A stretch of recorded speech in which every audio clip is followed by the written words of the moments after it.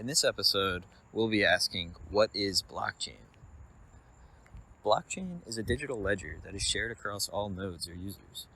All transactions are recorded onto blocks. Once a block is full, it will go through a verification process that is known as mining and then chained to the previously recorded block.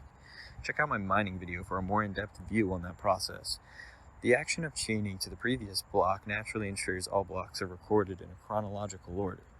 Let's take a deeper look into the block below to get a better understanding. So as mentioned before, a block is a list of transactions, much like a ledger. A block has a few important pieces of information. In this example, we see the previous block's hash, all transaction details, a timestamp, a nonce, which I'll come back to, and the current block's hash.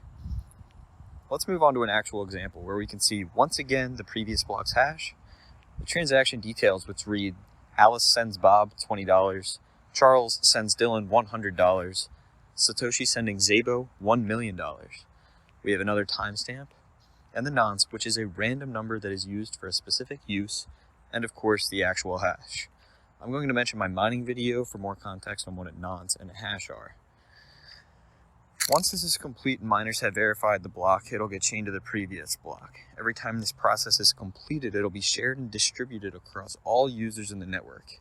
This gives all nodes their own duplicate of all records on the blockchain. Alright, let's take a second to define network. A network is the joint efforts of computers around the world, sending, receiving, and recording information. As users on the blockchain network grow, its levels of security and decentralization also increase. I like to think of networks as a group of computers that are using communication protocols to exchange information simultaneously. Now that our nodes have communicated, let's start another block example. As per usual, we see the previous block's hash, but in this example we're going to see more than just financial transactions in the details section. Now we can scratch the surface of blockchain technology's potential with the introduction of programming scripts, which in the world of crypto are known as smart contracts.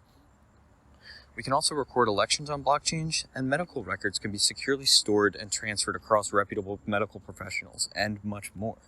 These blocks customarily include timestamps, nonces, and the newly generated hash.